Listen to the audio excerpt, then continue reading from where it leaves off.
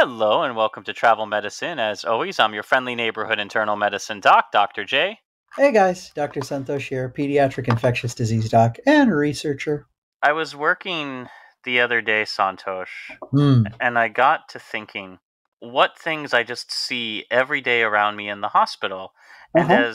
as I often come up with ideas for future episodes, I'm just staring aimlessly off into space in the middle of a corridor until somebody pages me or bumps into me. Okay. All right. All right. I know that's not true because I've spoken to you at work before and I know very often you're actually hard at work taking care of people. Yeah.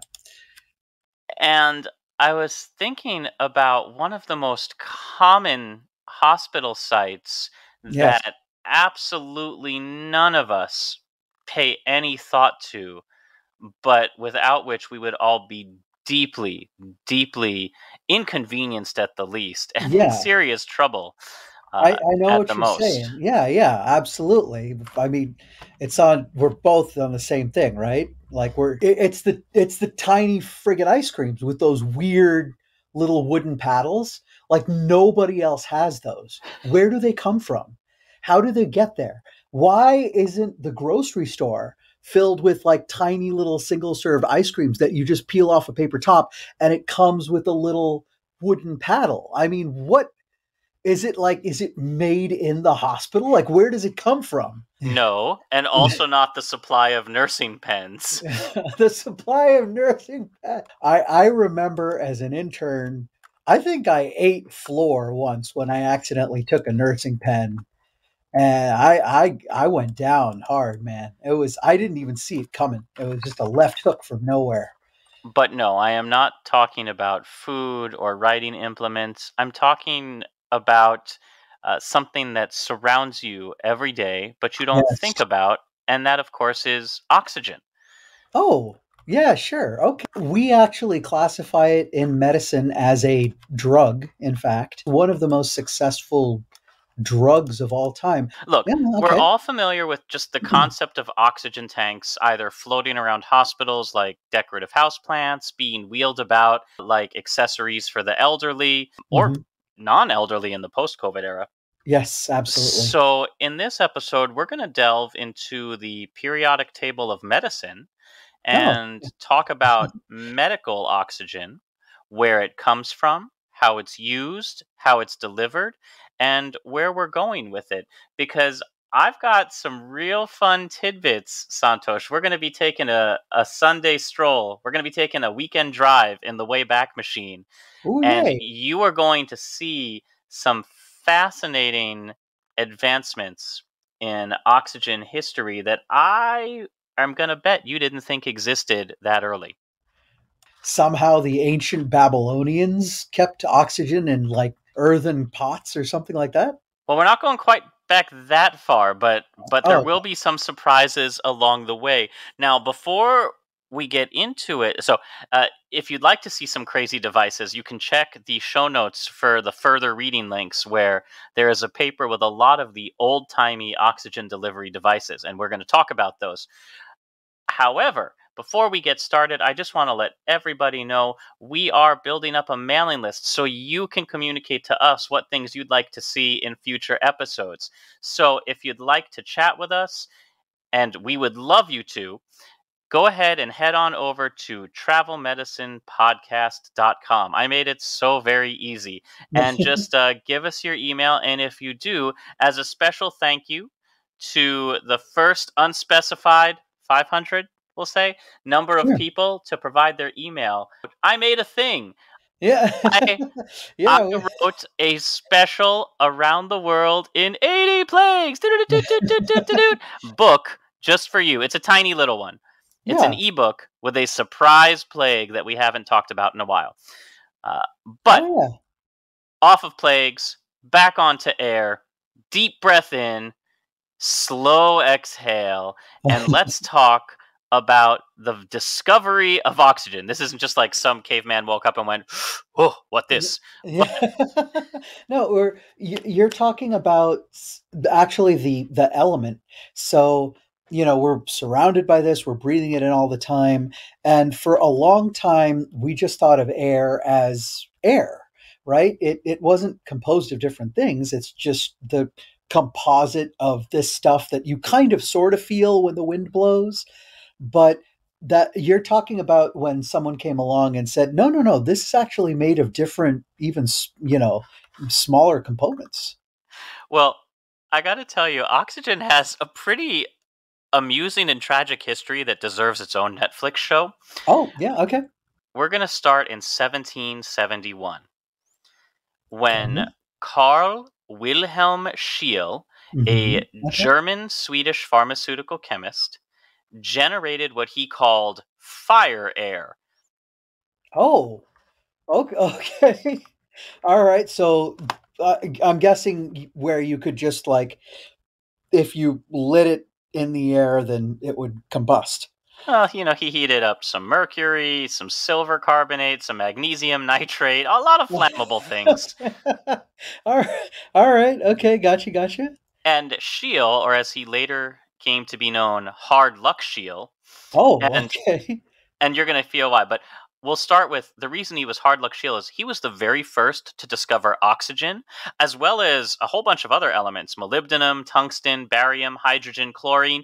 Got credit for exactly zero of them, and part of that's because he shared something in common with you, Santosh. I'm sorry to say he is a bit of a Okay. procrastinator, and Yeah. Gives me hope. Scheele had communicated his discoveries about oxygen by letter in 1774, but he didn't publish until 1775, or he didn't document this till 1775. He sent his publisher Chemical Treatise on Air and Fire, which sounds like the next Avatar episode. Sure. And it wasn't Absolutely. published until 1777, by which point someone else had beat him to the punch in publishing. His Oh. His hard luck continued when he died prematurely from mercury poisoning, from heating all those mercuric oxides to Yeah. discover oxygen. Oh no. Oh, so for people who don't fully understand here, I don't know all of the chemistry involved, but essentially, when you take heavy metals like this, heat it up, and this kind of a thing, you can condense certain, other components of the air out. And I think the oxygen gets left behind, right? Because the mercury doesn't get oxidized.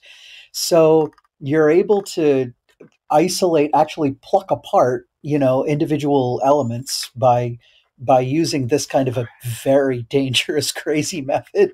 As a for instance, Josh, if anybody out there has seen The Martian with the poop potatoes with what's his name, Matt Damon, he was using a heavy metal in order to condense out water. So yeah, poor hard luck Shield discovered all of these various things, Oh, didn't publish in time to get credit, and then died from inhaling that were released when he discovered.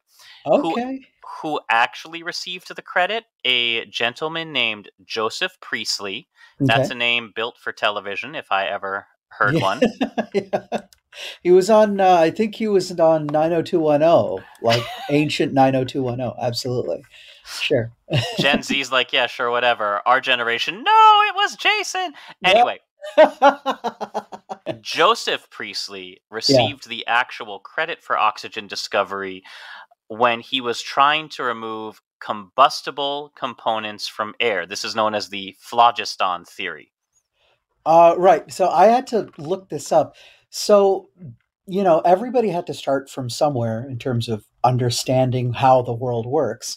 One idea of where does combustion in the air come from, right, is this combustible stuff called phlogiston is actually just always there, and when you use it up, it doesn't just go away. It kind of gets absorbed into this, into the rest of the air. So you could phlogisticate something by concentrating these combustible gases, or you could dephlogisticate, and it would be absorbed into the air. And so this was, we had to figure this out, that, So this was a theory that was already on its way out of style at the yeah. time that Priestley was studying it. So you have phlogiston, which is not one of the five stans, neither Turkmenistan, Yeah. Uzbekistan, Ah, Kazakhstan, yes. phlogiston. But instead, he was making dephlogisticated air. And science papers back in the day are just such a joy to read because, first off, his paper was titled Experiments and Observations on Different Kinds of Air. It's Yeah. simple, it's to the point, you know Hmm. what you're getting into. Yeah. And he describes this dephlogisticated air with, oxygen as the feeling of it to my lungs was not sensibly different from that of common air. I fancied that my breast felt peculiarly peculiarly light Uh-huh. Yeah. and easy for some time afterwards. Who can tell but that in time this pure air may become a fashionable article in luxury? Hither, Oh. hitherto, only two mice and myself have had the privilege of breathing it, which seals the paper for me. You got it. I am glad we don't experiment on ourselves as much as we used to. There still happens from time to time, but yeah, the subject of a lot of chemical, organic chemical, and then biologic experimentation for a very long time, the subject was just self. I really want your next research paper, Santosh, to be like, only three mice and myself have had the privilege. Um, Given that I work with a almost, an occasionally deadly neurotropic parasite, probably not. But just find a way to work it in. But in terms of this pure dephlogisticated air becoming a luxury article, you seen the oxygen bars with colored water yeah. in New York, Berlin, Vegas? So Joseph Priestley is talking about this in the 1700s. And the feeling that he was talking about when he was breathing 100% air was he was getting basically 100% economy of oxygen going into his lungs in terms of air exchange.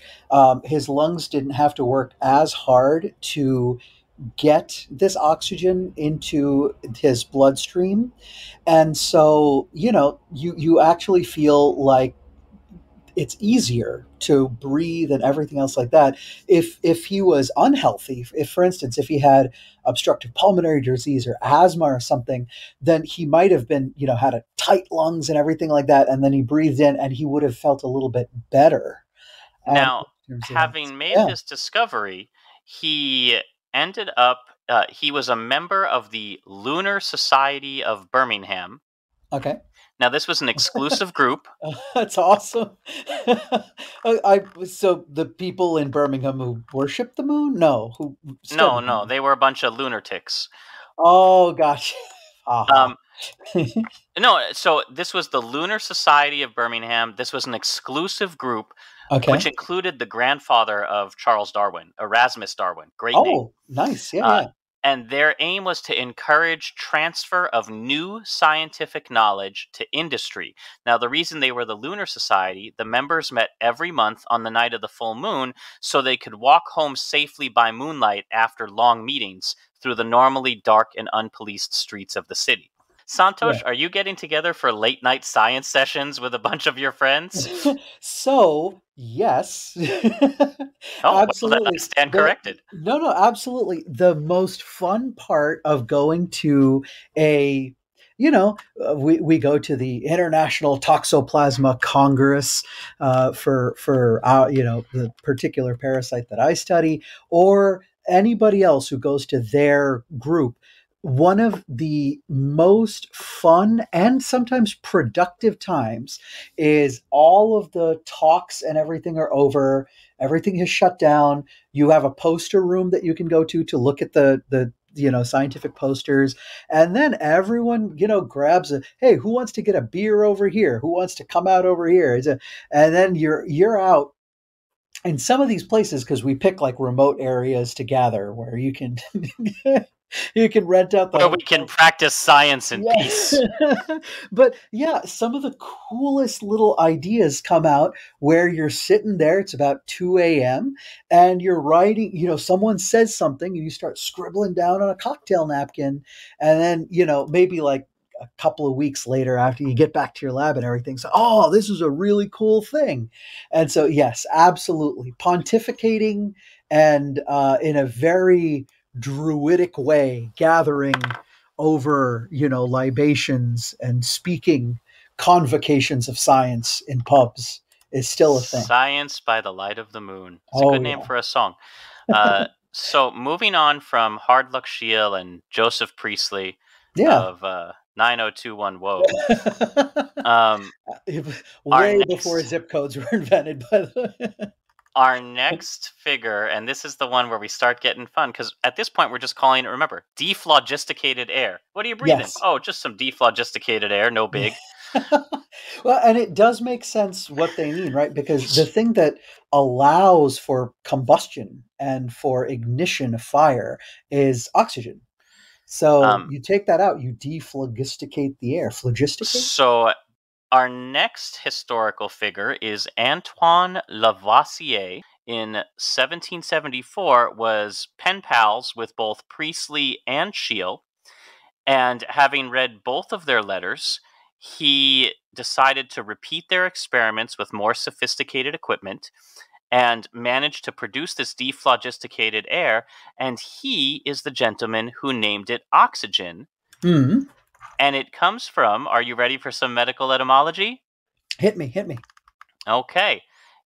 It stems from the Greek root oxys, meaning sharp, Okay. and that's in reference to the sour taste of acids and the assumption by Lavoisier that this air was an essential element for all acids, and Oh, genes, which means, of course, or genus or genesis, which means begetter. So oxygen is the starter of all acids. which was wrong. It was actually it ended up being hydrogen, but that's still okay. Yeah, it makes a ton of sense. Lavoisier is absolutely prolific. These other two folks, Priestley and Scheele, they have their place in history, but this is the gentleman. He did studies on acid-base combustion, calorimetry or temperature, the carbon cycle, identified oxygen, hydrogen. He was a huge pillar of modern chemistry. Also, killed by guillotine Yes. during the French Revolution. Yes. Yeah, I believe he was a royalist or he got caught up in it. Yeah. He's So let's just, see. We've got Scheele, who died from inhaling the substances used to discover oxygen. yes. Uh-huh. Priestley, who was chased by a mob out of town for some very strange beliefs. Yep. And Lavoisier, who named oxygen and was subsequently executed. Not because of that, correlation, causation, but Yeah. but not a great history for people involved with this gas. Yes, absolutely. Yeah. So It's now let's get into some of the fun ones. So the transfer from the lab bench okay. to the actual practice came pretty quickly. The very first therapeutic use of oxygen was only 8 years after Priestley's publication in 1783. Oh, We were using super. oxygen as medicine in 1783. All Oh, right? so okay, so it was because we could isolate it and therefore bottle it, and Mhm. someone had the smart idea of, "Oh, this is the life-giving air. Let's give it to people who are having trouble getting air." Okay. And it went to somebody with phthis. Phthis? I am going to have a lot of trouble No, this episode. so it's just phthis. Not that, No. Yeah, so phthisis. not that this. Yeah, yeah. So you can say a but it's more phthisis. Tuberculosis, Yeah. Yeah. who benefited from daily inhalations of oxygen. Yeah. Uh, Now, this led to Erasmus Darwin and Theodore Beddoes founding the Pneumatic Institution. And Dude. they were both lunatics as well, or Lunar Uh, Society members. the pneumatic institution? That's so good. 1700s, the Pneumatic Institution was there to administer oxygen free of charge to outpatients with consumption, asthma, palsy, dropsy, obstinate venereal complaints, Okay. scrofula, or other diseases which ordinary means have failed to remove. Wow. Now, now, if we kind of bring those into modern times, they were using oxygen to treat tuberculosis, Uh-huh. CHF, Okay. Yep. So congestive heart failure. Okay. that's dropsy. We'll do an episode on that at some later point. The Sure. king's evil, which is scrofula. What you remember what that one is, Santosh? So scrofula is where you get tuberculosis, but it gets stuck in a lymph node. So you get this big, ugly, swollen, draining lymph node. Yeah, so asthma, tuberculosis, and CHF, not bad choices for oxygen. But interestingly, the James Watt, who also ran the Pneumatic Institution, made no claim that oxygen could cure any of these.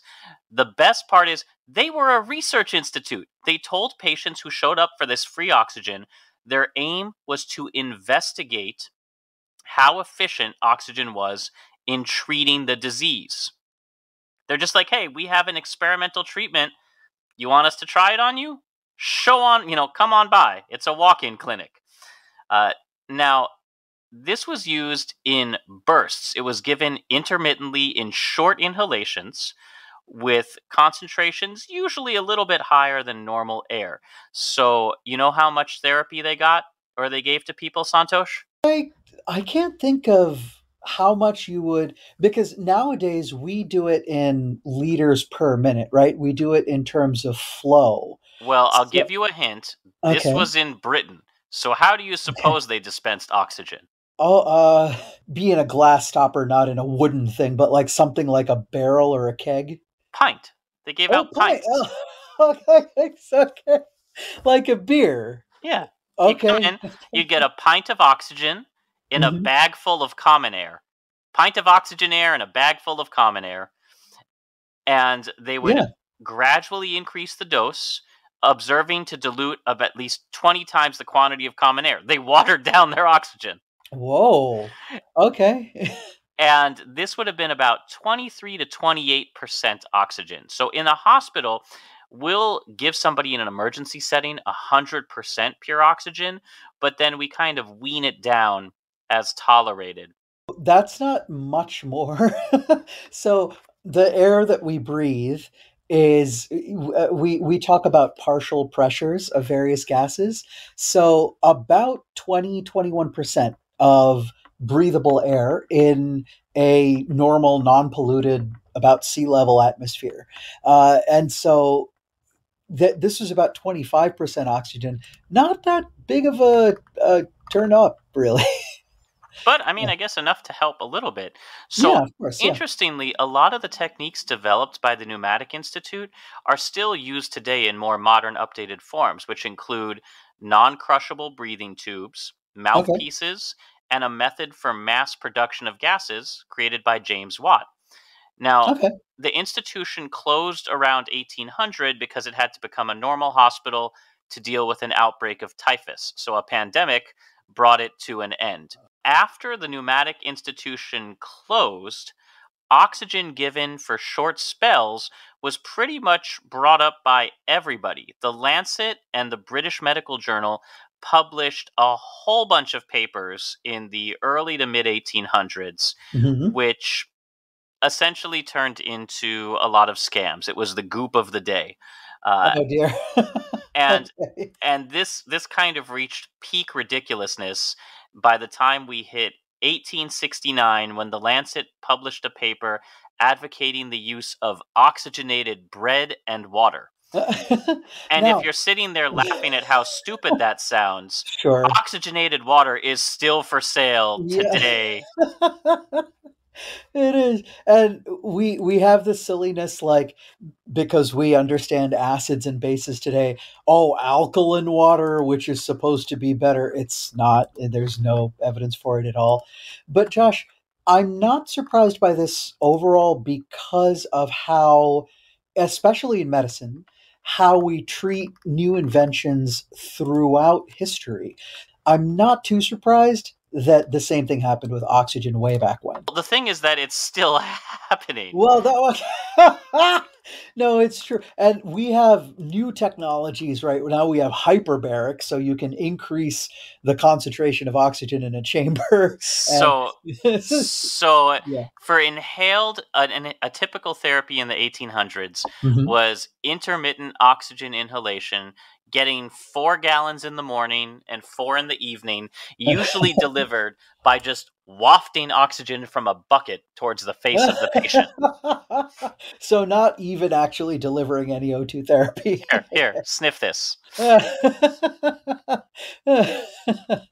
Prior to 1868, the whoever was giving the oxygen, con man or no, had to manufacture their own gas.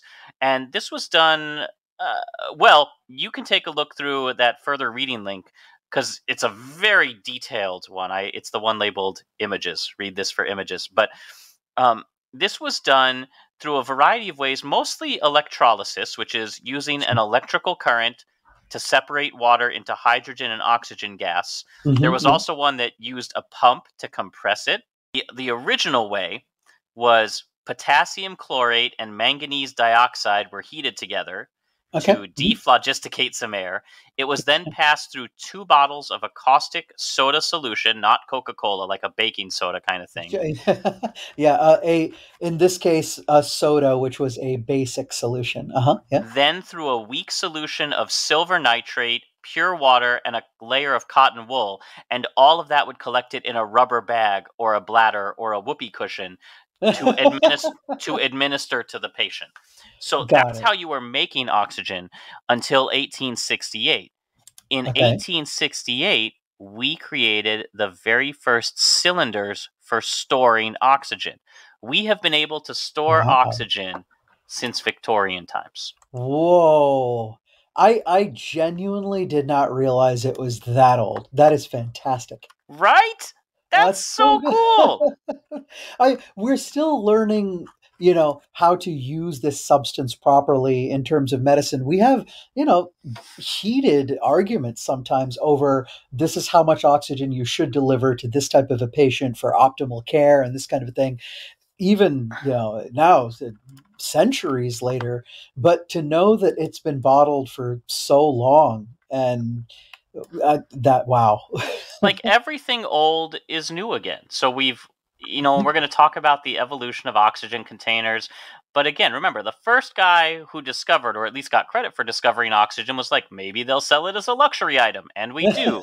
Then another person, once they realized that they could mass produce it, people were like, let's just throw it into everything. Bread, water, sure. Why not? Still happening. Yep.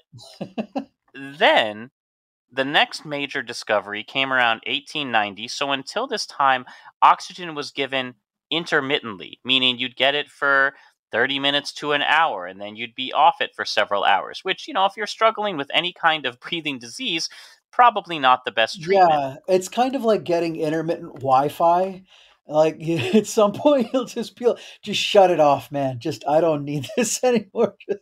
Because you'll feel better for a bit and then you'll feel horrible and you'll yeah. So in 1890, Dr. Albert Blodgett reported in the Boston Medical and Surgical Journal a new variant of oxygen therapy, and again, on somebody this time with pneumonia. Okay. He tried continuous administration of oxygen. And by the way, this is not because he thought like this is a great idea and going to work. Let me give you some of his words. Okay. Specifically, there's a woman of 46 with pneumonia. Okay. When I directed the continuous administration of the gas, I did so under the positive and undoubtable conviction the patient was irrevocably doomed, and the best Oh. result that I looked for was simply relief to the sensation of suffocation and not Mhm. any curative action. At this time, I had only employed the gas in the manner ordinarily directed, that is, 2 or 3 gallons at a time, several times daily. I now directed its use without cessation, and to my great surprise, the patient not only obtained the relief intended, but was enabled to carry on the function of respiration. the amount employed was not far from 200 gallons in 24 hours.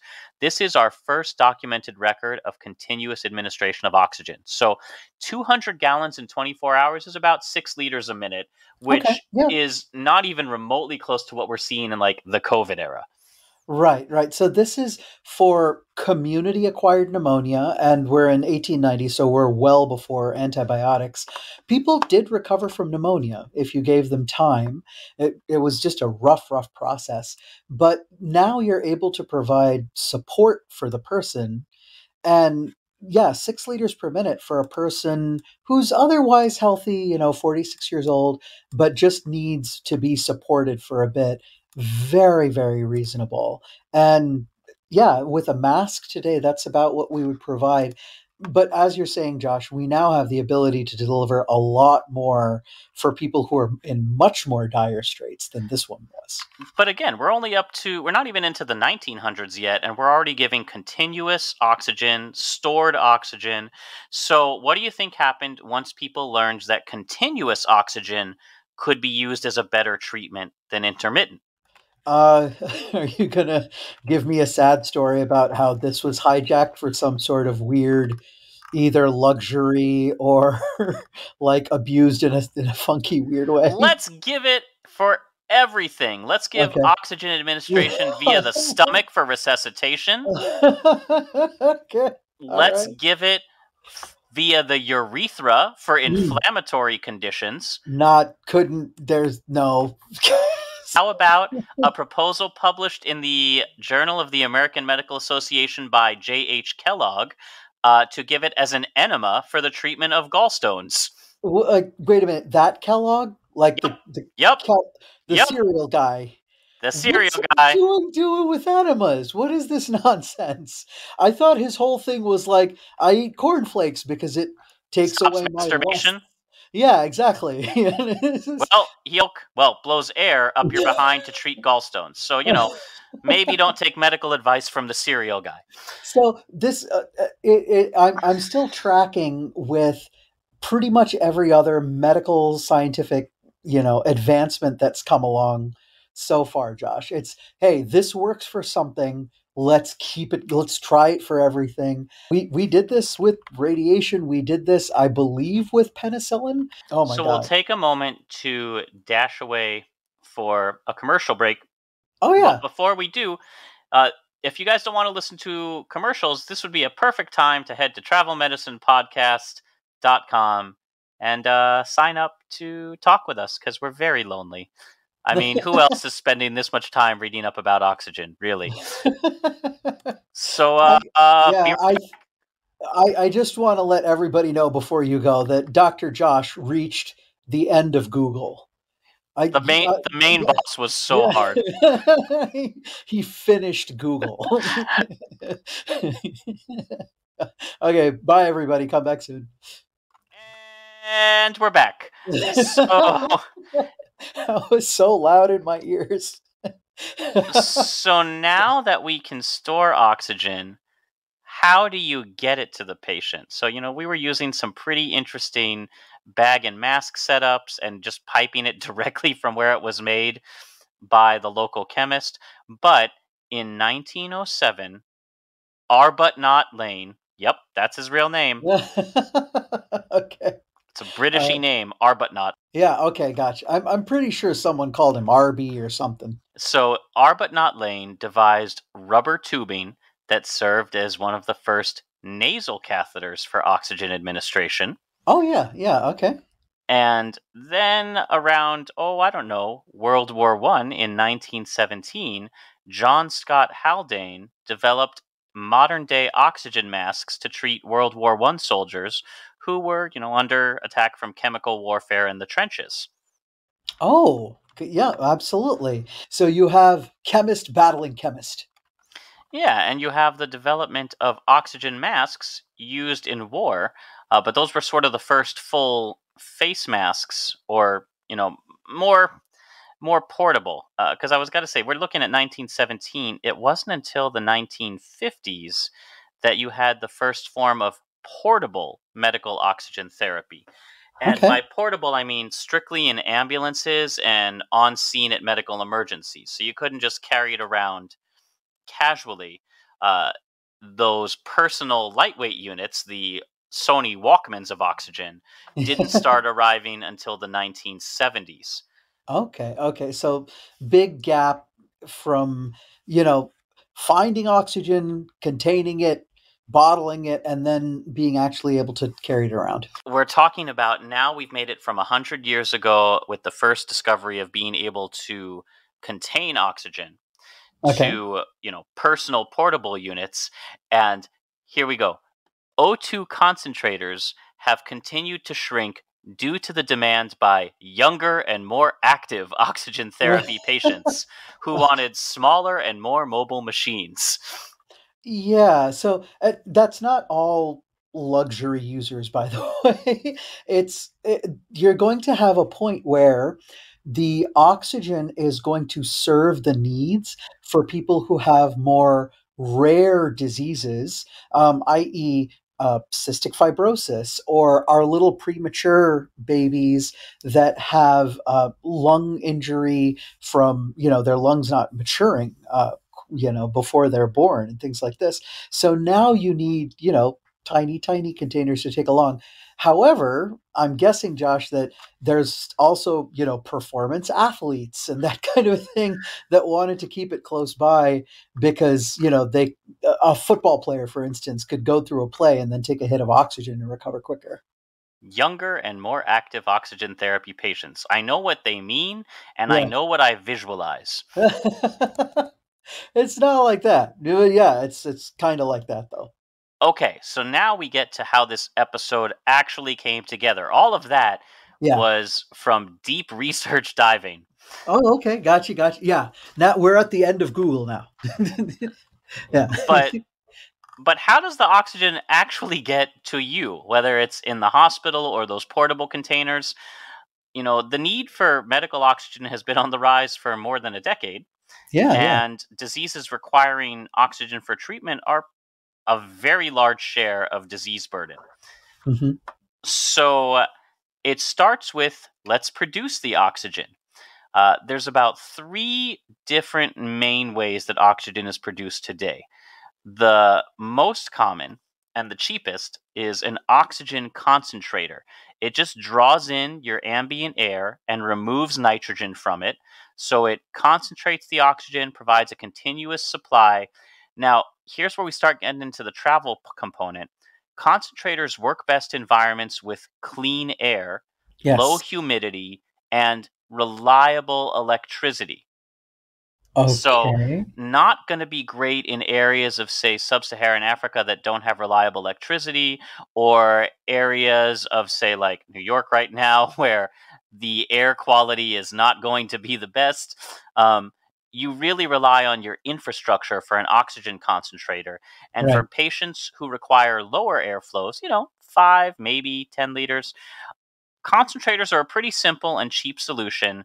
They are the preferred one during an emergency. So when you're seeing oxygen being rushed out to whatever the natural disaster du jour is, it's probably in concentrator form, but they can't provide the high flows that we require today, and they're not sustainable or scalable. So they're the least effective solution. One unit only makes oxygen for one patient, and it's tough to maintain thousands of units that electricity surges can break. Sure. Yeah. I'm sure in the era of, you know, solar power, where we have just a little bit more accessibility, it's better, but you're right. Where it would be needed the most is the places where it's the most difficult to get. Yeah. It's also the cheapest, though. So they're the ones who have kind of old oxygen tanks that get used and sit off in a corner until the end of time. So Wow. Okay. now, once you have a little bit more access to resources, you may start seeing pressure swing adsorption or PSA plants. Now, these are standalone and they use what's called a flow and compression methodology to extract oxygen from the air. Basically, they're very, very large oxygen concentrators that can produce oxygen for many patients at once. These are the ones that you see most often in the developing world They're used at hospitals that generate oxygen on site, and it can be Okay. piped directly to the patient's bedside or compressed and stored in gas cylinders, such as these concentrators, and administered from there. Oh wow. Okay, so you don't have to manufacture it somewhere, and there is a downside to this kind of a thing. When you are able to concentrate oxygen like this and purify it, you can run some testing on there and make sure that there is no contamination, that because you may have to change the tubing from time and again, there's no mold, anything and stuff in there. With uh, the other method, when you're doing it on site, there's gonna be some times where you're gonna have suboptimal product, so to speak.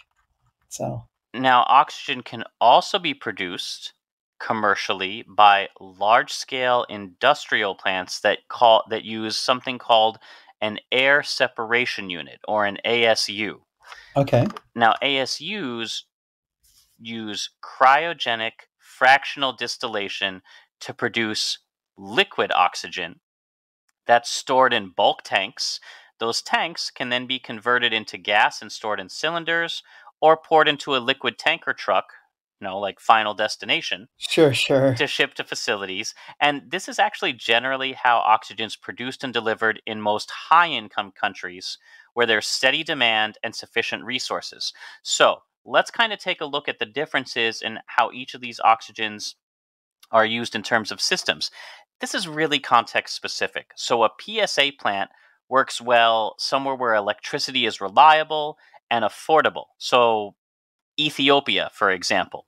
Okay, Um, gotcha. you can produce on site, you have regular electricity. But somewhere where electricity is highly expensive, you really can't use a PSA plant. Your hospital will go bankrupt just trying to make the oxygen that it needs. We Sure. already talked about how concentrators are great for an individual patient. They're cheap, they're fast, but they require a lot of maintenance and they're not very effective when you're trying to produce. Now, liquid oxygen is great because it can be shipped over long distances in a cost effective way, like a Right. PSA plant can't, but it requires a steady demand. You have to know that you're going to need a certain amount of oxygen per year. You also have to have good road networks to accommodate a tanker truck with a flammable payload. Yes. Yeah.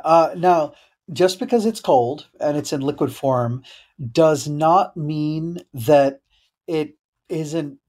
It in and of itself is not highly flammable. But if you have a bunch of oxygen in one place and there's a spark, you're going to have a problem. Okay. Just to let everybody know, rocket fuel, okay, is often like this. There's giant liquid oxygen tanks that spray the oxygen into the fuel mixture to allow it to combust and ignite. So yeah, you need to be very careful when transporting this type of concentrated oxygen around, because explosion possibility is very high. Like the logistics of oxygen delivery, I just find fascinating because it's not just about making it, which is Yeah. one set of problems. It's about how do you get it? If you've made it, do you send it down roads where if the truck hits a speed bump, the whole thing explodes? Nope, Do absolutely you not. produce it Yeah. on site?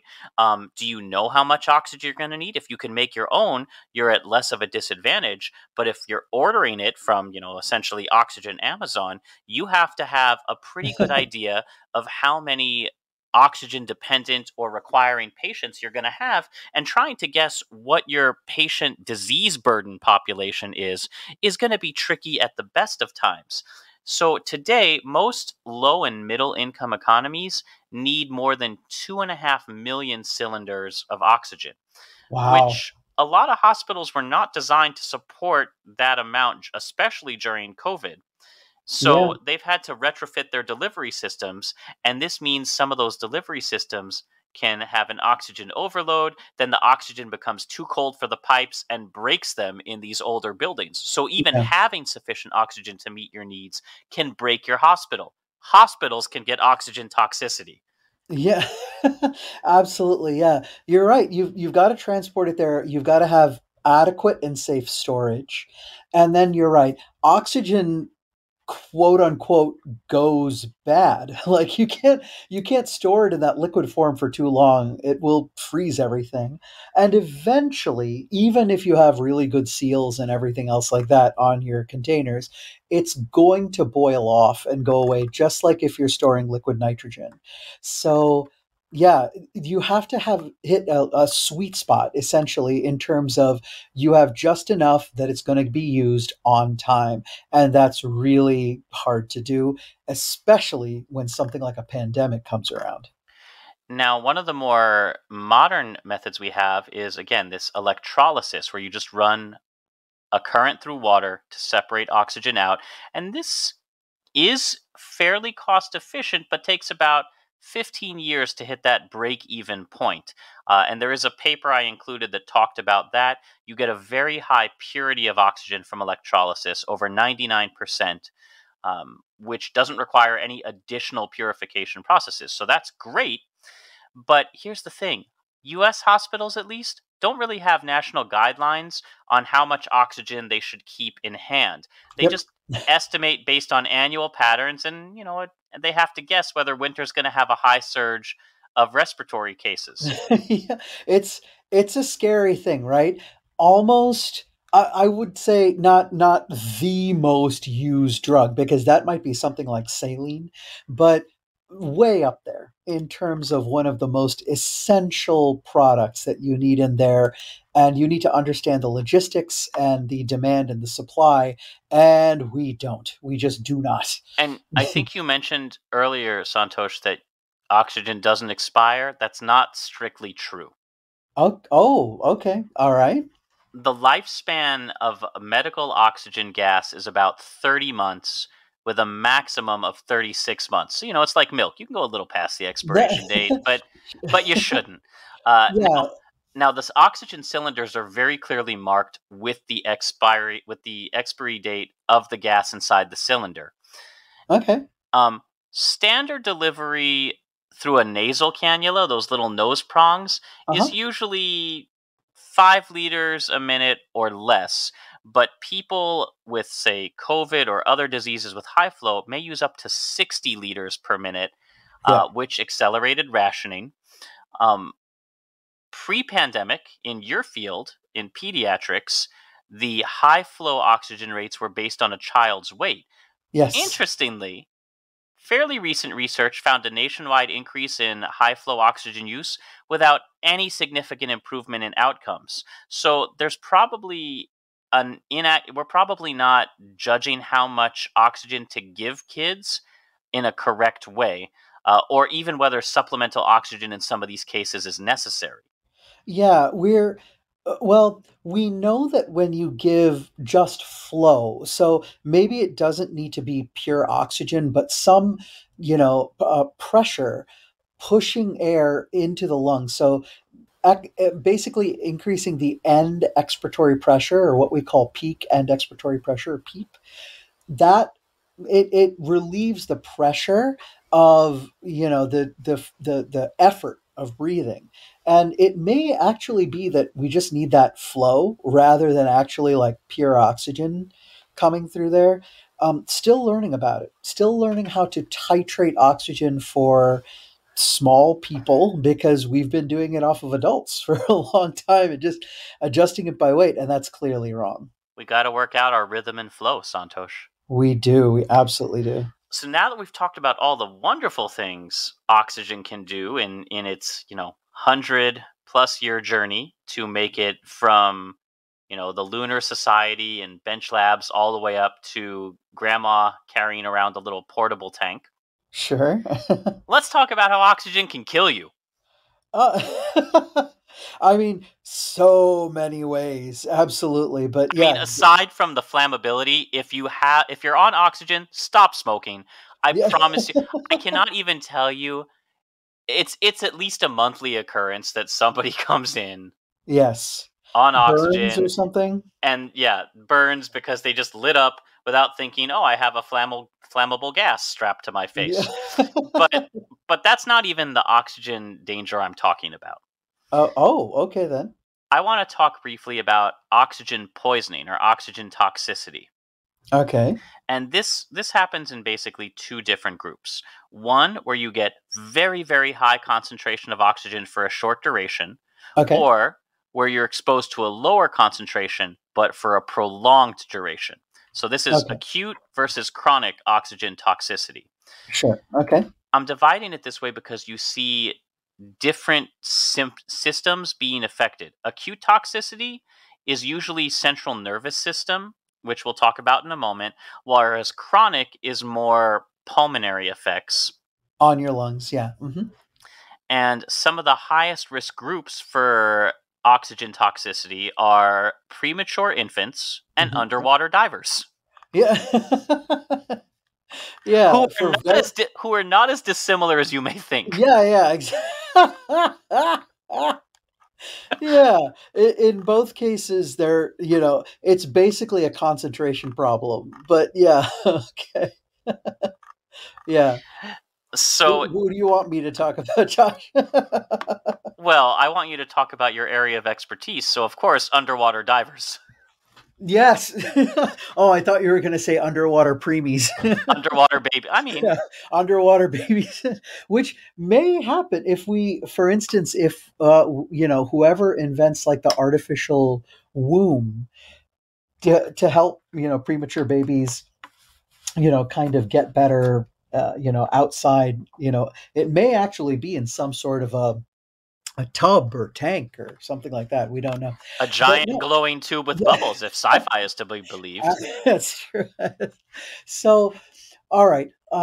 Lungs are being formed when the baby is, going from one cell to many cells to a fetus. And before about 36 weeks gestation, you don't have quite the right lungs to process air properly. You've grown them, but you haven't formed those really specialized cells yet. And so often we give mom steroids in order to get them to mature early. Well, now you either have very low amount of cells because they mature early, so they stop growing, or you have immature lungs. And for a long time, Josh, we said, okay, well, they're coming out of there. They're no longer getting oxygen from mom directly, like through the placenta and through the blood vessels that supply from the placenta to your belly button and oxygenate your blood. So we got to use those lungs. The lungs are inefficient, so we have to increase the concentration of oxygen in there. Well, when we started out taking care of premature babies using oxygen, which is actually not a terribly long time ago, we were just said, okay, just give them as much oxygen as they need in order to get their blood concentration of oxygen up. And what would end up happening is we didn't realize that, but this high of a concentration of oxygen in the bloodstream is not at all what was conducive for the development of the rest of the baby, especially the brain. And we would get toxic effects in terms of how the brain developed. And in scary cases, you would get bleeds inside of the brain, which would be worsened by these high concentrations of oxygen. So we had to learn to actually turn it down and do what's called a little bit of like permissive hypoxia, meaning, you know what, it's okay if the labs the levels of oxygen aren't where they should be, but the child is doing clinically well. It's totally fine and will increase as the baby can tolerate. So that's, because this baby would be getting oxygen for months and sometimes And weeks well, or months. Yeah, and that runs into chronic oxygen toxicity that affects the lungs because yeah. a lot of them would also get bronchopulmonary dysplasia. Right. Yes. BPD. And this is just number one, just positive pressure on the lungs, which, our lungs aren't meant to take that. They're only meant to expand and the air to come in like that rather than air being forced down. And number two, the actual toxicity of oxygen in and of itself. And it would not destroy, but kind of scar parts of the lungs so that while the child was on oxygen, they were doing okay, but it was also, the healthy lung was being fibrosed and scarred over. So then they could never really get off of oxygen. So Well, they were able to ultimately, a lot of these infants who have survived this scarring of the lungs yeah, will ultimately recover near normal lung function since lungs continue to grow during the first 5 to 7 years. yeah, However, they are much more likely, and this has been documented and proven in multiple studies, that children who had this experience are going to be much more vulnerable to respiratory infections for the rest of their lives yeah. as a result of the diminished lung capacity. Right. So essentially, Josh, we've got two lungs, but I think we've got actually, in order for us to live, as long as we're not, in high intensity exercise or something like that, we've got, a lot more lung than we actually need, just to walk around and breathe. So that redundancy works in the child's favor that, okay, I've got a lot of extra tissue, so they're going to be okay.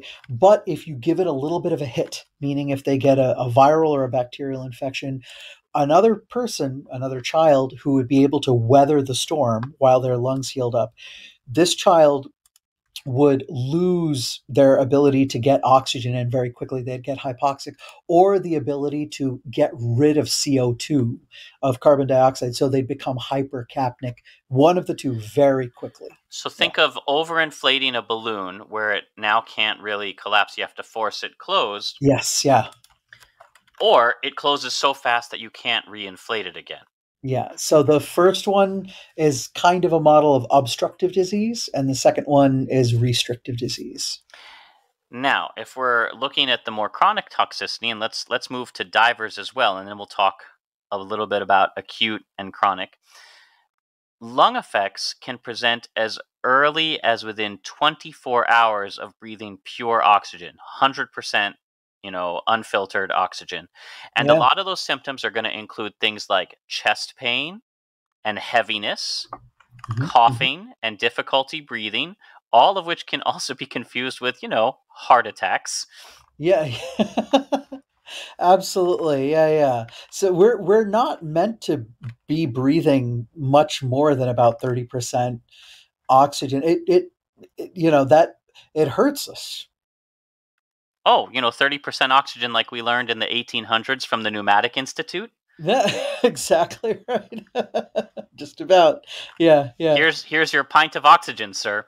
So, whereas central nervous system effects have a multitude of symptoms, things like dizziness, tinnitus, which is a ringing in the ears, Mhm, dysphoria, nausea, even seizures can develop, and this nervous system toxicity is sped up by things like raised partial pressure of carbon dioxide, stress, fatigue, and cold, all things that you see deep in the ocean. mhm. Yeah. Uh, Now, my favorite part of this is that the nervous system effects, if they're a result of oxygen toxicity, as known as the BERT effect. What? No, it's not. It absolutely is. Not Okay. for the Sesame Street Bert and Ernie, but go ahead No. and look up the BERT. Just go look up the BERT effect. Uh, is does this have something to do with oatmeal or okay, hold on. 1899, J. Lorraine Smith while trying to reproduce the Burt effect. But here we go. The first important contribution in the field of oxygen toxicity was by Paul Burt in 1878. Oh, okay, so going back a little ways in the Wayback Machine, demonstrated convulsions or seizures in larks with So, as a cultivated mnemonic in med school, I used to picture Bert with his pigeons oh no! taking a deep breath and having a seizure. Oh, okay. So the Burt effect, or the Paul Burt effect, if you want to use his entire Now, thing. Yeah, Now, some of the earliest effects of the Burt effect are a twitching of the small muscles of the hand or around the mouth, and this yeah. is also a little bit of what we see with something called the bends, although that's a bit different than oxygen toxicity in the way that we're talking about it. Right. Yeah, because that one I believe is primarily nitrogen, correct? Yes, and Okay, that's from gotcha, nitrogen bubbles coming up. But I mean, these are the gotcha. kinds of things that scuba divers. Now, the good thing about oxygen toxicity is removing the oxygen not all of it, like removing the Yeah, pure oxygen, yeah, yeah, will yeah. actually resolve all of these symptoms. Usually about 4 hours after you've ceased exposing them to pure oxygen, a lot of these things will resolve. Yeah, if you haven't gotten to end organ damage, if you haven't actually damaged something, so you get back to 21%, room air type of oxygen, and then the twitchies go away, your heart gets, slows back down, the pH in your blood evens back up and everything like that. And your lungs kind of, get back to normal. Okay, Now, gotcha. less humorously named, but a little bit more commonly seen, pulmonary toxicity Yes. from over oxygen exposure is referred to as the Smith effect. Okay. And this is after you've had prolonged exposure to oxygen at greater than half an atmospheric unit.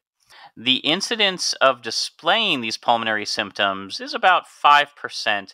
Preterm newborns, as we said, are the most at risk for this dysplasia and retrolental fibroplasia. That's right, high enough oxygen over a long enough time can literally drive you blind. Yes. So the effects that we look for when we say, "Oh, there's too much oxygen going on here," you can look at the lungs, but not really, because you'd have to biopsy them to see the problems with it. But we look at the brain and we make sure there's no bleeds in there. We monitor that with ultrasound every now and again because you can see through the little acoustic window in the fontanelle, and then we have our ophthalmologists that come by on regular rounds for premature babies that do a dilated eye exam, and they actually bring along portable microscopes so that they can look in these little baby eyes and check the retina, and we actually call this as retinopathy of prematurity, because it's so kind of well codified and there's nothing else like it out there, so it's given its own disease just in the NICU. Now, you can be exposed to 100% oxygen at sea level for about 1 to 2 days before experiencing any kind of severe irreversible tissue damage. Beyond that, there's definitely going to be some kind of permanent effects. Yeah. Now, some of these symptoms, and here's the ones I really want to emphasize to our medical practitioners in the audience, include headache, that's an easy one, irritability, disorientation, hyperventilation, shivering, and hiccups. Ever had a patient who just has uncontrollable hiccups in a hospital setting? Probably. They may have just some early oxygen toxicity, and before you start throwing meds like Thorazine at them, try just looking at how much oxygen they're on and possibly weaning it down. Mm. Yeah, yeah. It's a good little kind of quick pearl that'll help you out. However, I do want to kind of note here that very interestingly, there's some of this that actually bears a little bit of a resemblance to, lack of oxygen. So, if the oxygen's turned up high and they all actually look hypoxic in front of you, meaning that they're acting like they're air hungry, breathing fast, shivering, then, again, check your flow and turn it down. Yeah, so uh, you rarely see hiccups as a sign of anything, so it just Yeah. I like the hiccups. That's an awesome pearl. yeah, that's it's just something to keep in mind. We always say look for horses, not zebras, but hiccup is a pretty good zebra. Yeah. Hmm. And Uh, there is so much more in the show notes for this week, you guys. Like, all this started because I was just staring at oxygen containers aimlessly in my hospital. And you should take a look specifically at the link from the Association of Anesthesia, because it's a whole paper that shows you exactly what these old-timey oxygen setups looked like. yeah, I think it's very, very worthwhile looking through those. It's absolutely wonderful. Yeah. So that's it for this week. As always, we love to hear your comments, questions, and feedback. If you'd like to support us spiritually, emotionally, or financially, links to do that are in the show notes, along with these links for further reading. Don't forget to head to travelmedicinepodcast.com and sign up for the email list. Those who get there early we'll be able to get that special mystery around the world in 80 plagues book. And tell us what other things you'd like to see. As always, this show is produced by me with a lot of help from Dr. Santosh and friends. Our theme music is composed by Rachel Leisure. And until next time, as always, keep a song in your heart, soap on your hands, a shot in your arm, some combustible, dephlogisticated air in your nose, spin a globe, and pick a place to go. And once you've done all of that, hey, happy travels. Bye, everybody.